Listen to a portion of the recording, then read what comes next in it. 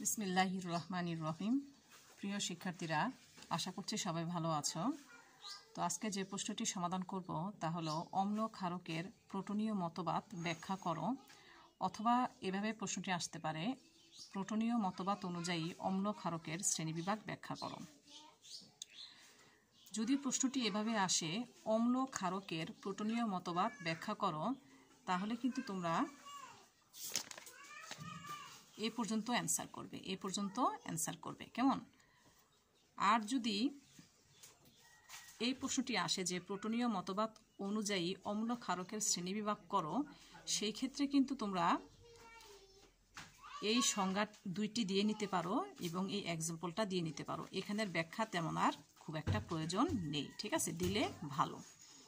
কিন্তু শ্রেণীবিভাগটা অবশ্যই কি তোমাদেরকে দেখাইতে হবে, ঠিক আছে। যে অম্ল ক্ষারকের শ্রেণীবিভাগ প্রোটনীয় মতবাদ অনুযায়ী, ঠিক আছে। অথবা শুধুমাত্র তোমরা এখান থেকে প্রশ্নের উত্তরটি শুরু করতে পারো যে ব্রুনস্টেড-লাউরির প্রোটনীয় মতবাদ অনুযায়ী অম্লের শ্রেণীবিভাগ, আবার ক্ষারকের শ্রেণীবিভাগ, ঠিক আছে। এখান থেকেও অ্যান্সারটা কি শুরু করতে পারো কেমন।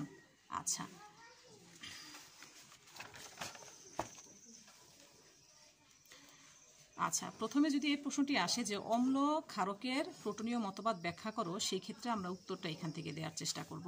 যে দেখো, যে প্রোটনীয় মতবাদ অনুসারে অ্যাসিড হলো যে সকল যৌগ বা আয়ন অন্য পদার্থকে প্রোটন দান করতে পারে, তারাই হচ্ছে অ্যাসিড কেমন।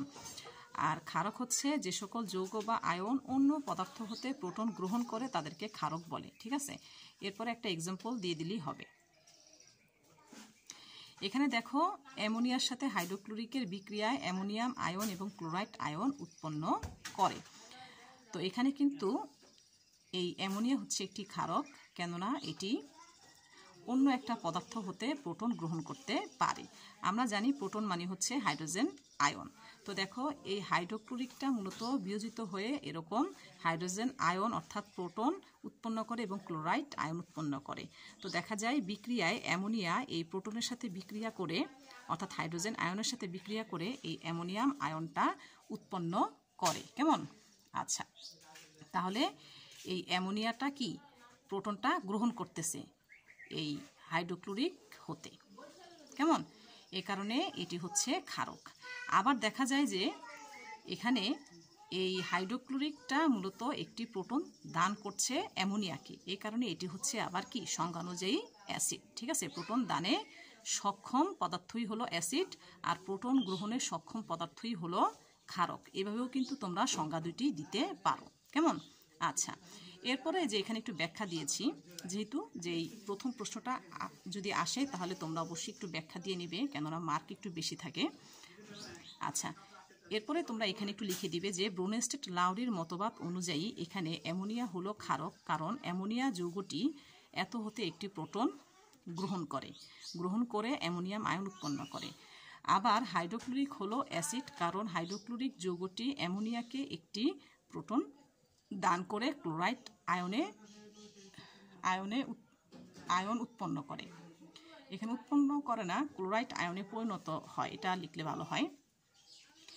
এই হাইড্রোক্লোরিক অ্যাসিডটা মূলত এই অ্যামোনিয়াকে একটি প্রোটন দান করে এই ক্লোরাইড আয়নে পরিণত হয়, ঠিক আছে, বা ক্লোরাইড আয়ন উৎপন্ন করে, এভাবে লিখলেও সমস্যা নেই।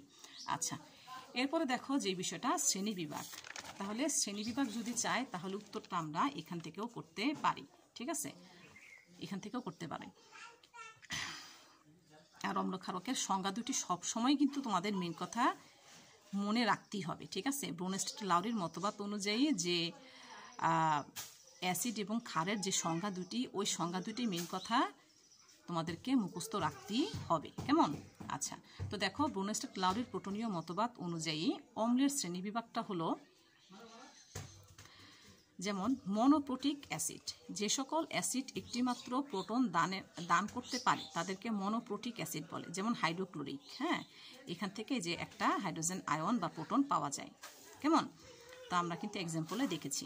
তো এটি একটিমাত্র প্রোটন দান করতে পারে, এই কারণে এটি হচ্ছে মনোপ্রোটিক অ্যাসিড।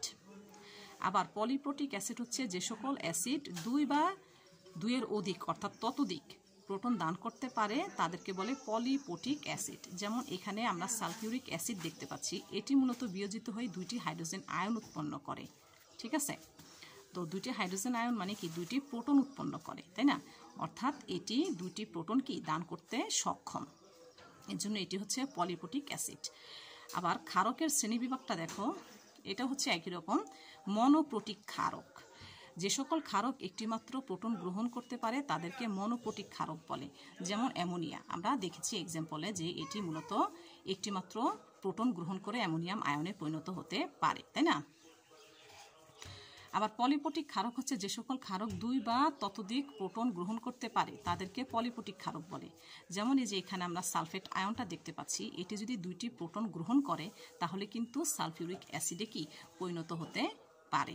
অর্থাৎ এই সালফেট আয়নটা হচ্ছে একটি পলিপটিক ক্ষারক, কেননা এটি কি 2টি হাইড্রোজেন আয়নের সাথে বা 2টি হাইড্রোজেন আয়ন বা প্রোটন গ্রহণের মাধ্যমে সালফিউরিক অ্যাসিডে পরিণত হতে পারে। কেমন? তো আশা করছি তোমরা ক্লাসটি বুঝতে পেরেছো। তারপরও যদি কোথাও না বুঝে থাকো তবে অবশ্যই আমাকে কমেন্টে জানাবে। সবাইকে অসংখ্য ধন্যবাদ ক্লাসটি দেখার জন্য।